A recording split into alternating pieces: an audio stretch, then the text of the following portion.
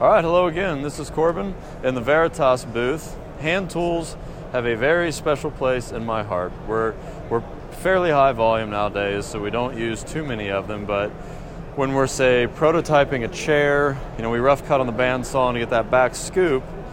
We go old school. Here's, hopefully you can see it, this is a spoke shave. Standard flat throat, and we're here with Kevin to tell us a bit about spoke shaves in general and what makes this Veritas model so special. So this one, like most spoke shaves, it's just using the two thumb wheels. So Okay. this was set. Let's make a cut, see how heavy we're cutting. See what it's like. So that's pretty thick. Yeah, so if you want to find that up, Okay. what you do, you back her up with the screws. Okay. And the nice thing about a lot of spoke shaves that adjust this way, There's no tapping. yeah, one, there's no Yeah. tapping, and two, you can actually set one side different from the other. Yeah, because if you noticed, those watching, when I cut, I skewed it a bit. So you were saying you can set one side lower than the other for that skew, and also you kind of climb cut as well, right? It possibly works for that, but what it will really do is it gives you a No, coarse that's not and why. fine. Okay, gotcha. So if you want to take off a lot of material, you use one side. I And then you see. want to take off just a little bit of material to do a fine cut, use the second side. Gotcha. So I'm just trying let's to dial play. it in a little bit. Yeah. There we are. I'm just using my thumb here to check where it is, roughly, sort of. Sure. And then this will give you a relatively fine, smooth cut. Cool. Try that out. Yeah. Try that out. Where are you guys from? Canada. Cool. I don't know if you guys can see it, but no plane or planer in the world will give you that finish. I don't care how fancy the helical head. No sanding required either. Yeah, that's beautiful. Straight to finish off that edge, or glue, depends what your purpose is. Actually, while we're still talking about this, another thing we like to do with these is it's super cool to just chamfer your edge. If you need the bevel, or if you just want to do something clean, instead of rubbing it over with the sandpaper, because then you're mashing the grain down and you get that cloudy, sanded look. But then on your other faces, you're shiny. So if you want to keep the same machined look, it's not machined look, is it? The same tooled look on your edges, you just fine. yeah. So you just kiss your edges, your corners like that, knock off the sharp edges. Alrighty, so this is a new model of yours, right? That's something we released last year. It's a custom design. Great. The nice thing about these planes, actually if you spin it over, the tote, we have 6 different options of tote that you get to pick when you order up the plane. Right here, that's great. They're all in size. So there's 2 different styles of 3 sizes each to allow you to pick your own hand size. That's great. We have 3 different knob styles so you can pick what works for you. Nice walnut. It's actually caramelized maple. I'm sorry. I'm batting 1,000 on this one.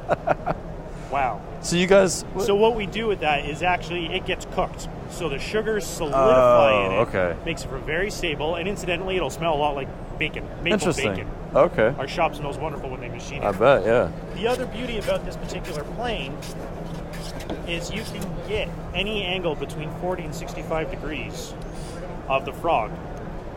Oh, because there really isn't a frog. So the frog will come out. Okay, great. They're interchangeable, so you can change the angle of your plane by buying new frogs. Gotcha. The other beauty is the throat, the mouth adjustment is done by moving the toe. Yeah, that's what you you're don't saying. Take the whole plane apart, move the frog back, put the whole plane together and try it. You go, oh, hey, we want a wider mouth. Yeah. All right, let's go. That's great. We have a 4.5 back at our shop, and yeah, moving the frog is a pain. You got the 2 Sucks. screws you can't ever get to. Yeah, no, Yeah. It just sucks. You don't This want is to do super that cool. ever. Great. All right, and you said you have a new line of mortise chisels out too, a new type of steel you're working with. So, Great. So those watching, it's called a mortise chisel because it's so beefy. So when you stand this guy up and you're just beating the crap out of it, it's not going to flex like a standard socket chisel or anything else. Yeah. We go as low as 1/8. That's and beautiful. Even this one won't change up. It'll stay solid for you. They're expensive, but they're expensive for a reason. Yeah. They're made out of a steel we released about 4 years ago. It's branded PMV 11. Yeah, if you guys can see that right there, it's a new steel they just launched. 4 years ago. So we Could you correct me a few more times before this interview's over? Yeah, if you keep getting the answers wrong. I like it. Let's do it. So this material is a powdered metal technology, which the end result is they make it by powdering the material and then remelting it back together, which gives them complete control of the grain structure, very fine grain structure, and they have control of the alloying elements, which means you don't get things like carbides, which are big, really super hard chunks in your metal, and when you're trying to sharpen a blade, that will pop out, and you get a divot in your blade, and you have to sharpen more. These don't have that. So any of our material, any of our tools with PMV material don't have that problem. They also sharpen really well. Sharpens like 01, lasts longer than A2. Anybody who's used it has always come back loving it. That's great. And so we decided to keep going with that and released mortise in A2 and PMV. Okay. So if you can't fork out the amount of money for the PMV, you buy the A2 set, though I would suggest you save up for years and then you buy the PMV set. I like it. Now this looks like a cherry, but will probably be corrected again on a same handle, same material as the handle. So this is caramelized maple. Let's just go back to look at the difference. Now, is this different temperatures in the oven? How is that? Yeah, it's different temperatures in the oven, different amount of sugars in the wood. Oh, yeah, you're right. Different wood, different color of the wood to start with, right? Not all maple is all the same. Sure. So it's just the beauty of the natural product. I love it. Through. And then last question, I know a lot of guys use horn beam on especially mortise and socket chisels. Why do you guys choose the maple? It's tough. Specifically with this process, we actually found we didn't really need the hoop. It's normally what happens when you're beating on the end. Yeah, you got to push it out. It all swells over, it breaks up, and your handle just disintegrates on you. This stuff doesn't.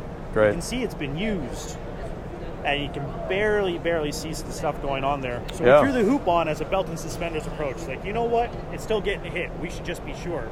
But it's so hard it doesn't need it. That's beautiful.